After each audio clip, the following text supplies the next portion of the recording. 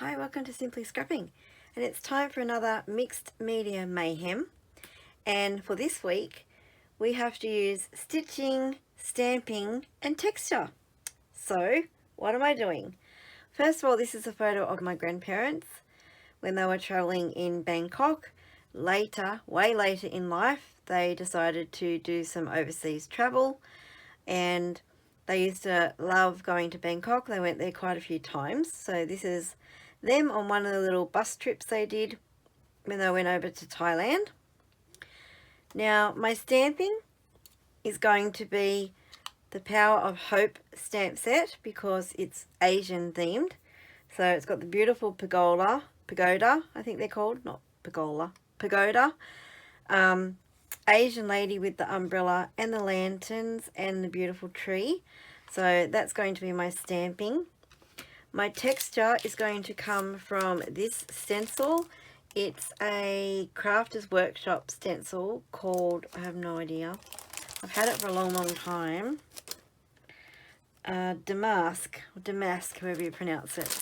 Anyway, so I'm going to do some of that as well.